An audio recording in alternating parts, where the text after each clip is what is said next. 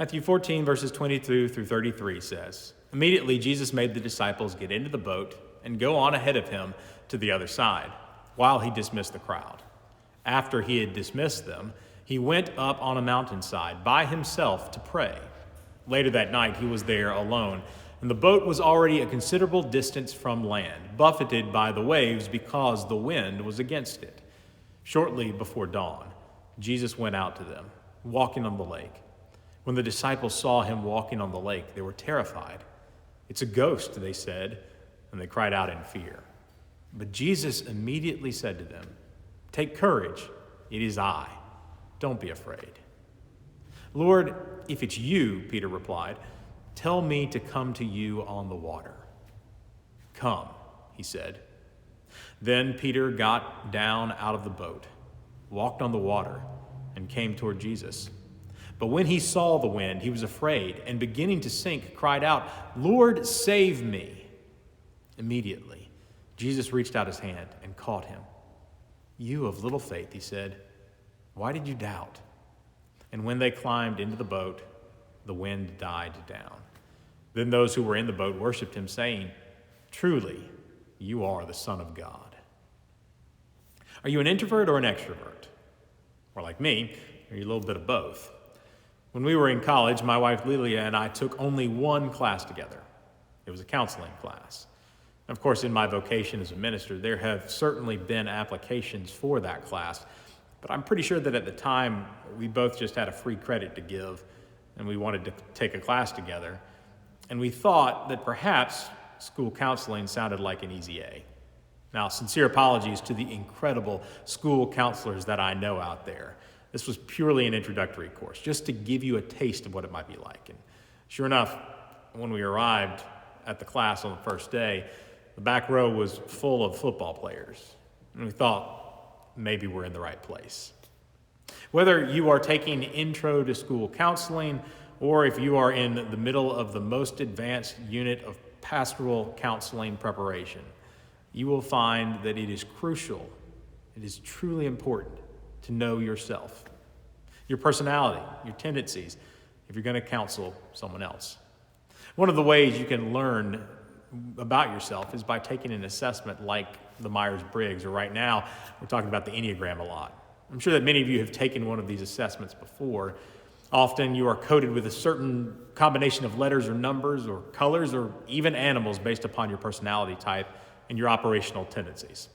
For example, on the Myers-Briggs, I am an ENTJ, the entire left column. The first time I took the Myers-Briggs, I think I came out with a slightly different combination. But when I took it, sitting next to Lilia, I came out with a more accurate score. We took the Myers-Briggs in our counseling class, and Leah finished before I did. As I was sitting there attempting to finish my assessment, looking at the series of questions and scenarios, and trying to determine how I would normally respond to each, Lilia looked over at my paper and said, that's not what you would do. You wouldn't act like that. You'd do this. I guess I was trying for a personality that reflected who I wanted to be, not who I actually am. But I'm glad that she was there to keep me accountable. When it comes to introverted versus extroverted, I'm right on the line. I'm fueled by good conversations with people, and being around people, it gives me energy. But there comes a point when even I've had enough. I need time to myself. I need to withdraw. I need to find ways to recoup. A friend of mine in college, around the same time that we were taking this counseling class and the Myers-Briggs, probably accurately described me as an extrovert with introverted tendencies. It's why I've often referred to my house as a fortress of solitude, a place to be able to be alone, to discover who I am, to recoup for the task that is before me. It may surprise you that most ministers are reportedly actually introverts, even though we work with people all the time. I had a professor in seminary who was so introverted that after 3 hours of class, he would have to spend the rest of the day alone just to re-energize for the next day. I actually had another professor who said that he could tell us just what personality type Jesus was, and based on the gospel accounts and the Myers-Briggs types, he showed us that, according to those interpretations, Jesus actually embraced every one of them at one point or another. Finally, I had another professor who helped us understand that each aspect of these personality types are developed at different points throughout our lives, even if one seems to dominate for us. Whether introverted or extroverted, after healing the sick in the crowds around him and after feeding 5,000 men and more women and children, Jesus needed time alone. I can't imagine how tired he must have been. Perhaps he was still grieving the death of John the Baptist. We said last week that he hadn't had time to properly grieve the loss of his cousin, his brother in the ministry, before the crowd surrounded him once again. Because he is Jesus, he took compassion on them. He healed their sick, and he fed them until they were full. But after that experience is over, he puts his disciples back in the boat and sends them off to the other side of the lake. He dismisses the crowds to go back to their lives, and he goes up to the mountain by himself to pray. And that was the tradition in my last church, that every summer we would head up to Camp Ridgecrest in Black Mountain for the annual camp experience for the children and youth. And the mountains are, of course, an incredible place. There's places where you can hike the Appalachian Trail or visiting family in a cabin or gathering fellow Christians for a week of spiritual renewal. And all of those, God can often be met in unique ways on the mountaintop. My favorite moments at Camp Ridgecrest were not worship experiences or the Bible studies or the shaving cream fights or the food. Since we rented the entire camp out for the church, I served as the camp director for the entire experience every summer I was there, organizing, planning, leading the entire camp staff and activities for over 100 rising third graders through rising seniors in high school. And I spent most of my time ensuring that the campers were safe and stayed alive, that volunteers were where they needed to be, always thinking a few hours ahead to ensure that the next activity was ready to go. I'm incredibly proud of the work that we did with Camp Ridgecrest. But while everyone loved the camp experience, for me, it was the hardest week of my year. Lelia and I had a tradition of getting away for a week after camp ended. I needed that week if I was going to make it through the fall that followed. But I needed a moment of peace each day as well if I was going to make it through camp itself. For that reason, my favorite moments at camp actually came at 7 o'clock in the morning, before the campers rushed down to breakfast, as I sat in a rocking chair at the lakefront lodge, watching the fog hover over the lake, or listening to the birds chirp as the sun rose, taking time to sit and pray. It was a moment of peace before the chaos began. I think Jesus needed a moment of peace to commune with God again after he had suffered a great loss and spent every ounce of his energy serving the needs of the crowd. And thankfully, he took it. But he sent the disciples to a very different place. The waters into which the disciples were sent soon became treacherous.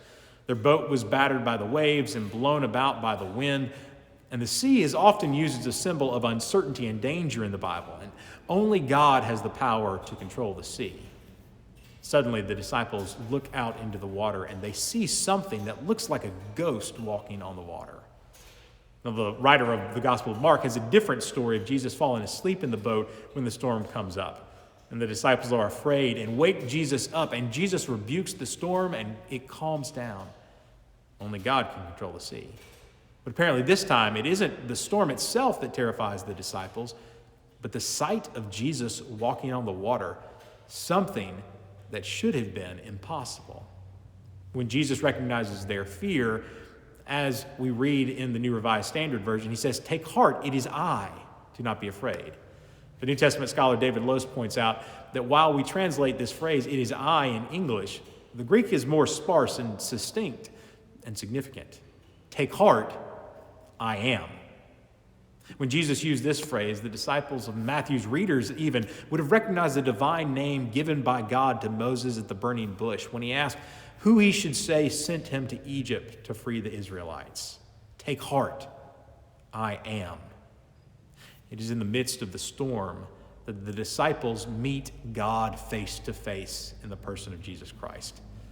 They had already seen his miraculous powers at work in the feeding of the 5,000, when things were going well and everyone was provided for. But they also met him in the midst of the treacherous storm when all was going wrong and they feared for their lives. This scene, this moment in Matthew's gospel is what we would call a theophany. It's the moment in which God breaks onto the scene in an unexpected way. But it is a moment that could have only happened in the midst of chaos. Sometimes we are only able to see Jesus for who he really is when everything is chaotic around us. Sometimes it's only when we feel like the waves are crashing in on us and we are about to sink that Jesus reaches down into the water, pulls us back up, and returns us to the safety of the boat. I speak to people all the time who at one moment feel as though God has abandoned them. And the next time I talk to them, they realize that it was in their lowest point that Christ revealed himself through the comfort and the assurance, often of family and friends. Sometimes all it takes is the courage to face the chaos around us and to know that Jesus will be there when we need him. Eugene Boring points out that when this passage is normally preached or taught, we make it seem like if Peter had just had enough faith, then he would have made it out to Jesus. But it's not like Jesus is out in the middle of the water, coaxing his kid off the side of the swimming pool, backing up step by step as the child with swimmies on, goggles on, and all comes farther and farther out into the water. Jesus was coming to him, but Peter didn't have enough faith to let him get into the boat. Another way of reading this passage is that Peter is so terrified that when Jesus says who he is, Peter wants him to prove it. If it is really you, well, call me out into the water and help me walk to you. Then I will believe that you are who you say you are. But even when Peter takes his first few steps, amazed at what Jesus is helping him to do, he soon notices the waves and the wind, and he begins to doubt again. Boring says that the lesson should be, if Peter had just had enough faith, he would have believed the word of Jesus that came to him in the boat as mediating the presence and reality of God. Faith, he says, is not about being able to walk on the water. Only God can do that. But daring to believe in the face of all the evidence that God is with us in the boat, made real in the community of faith as it makes its way through the storm, battered by the waves.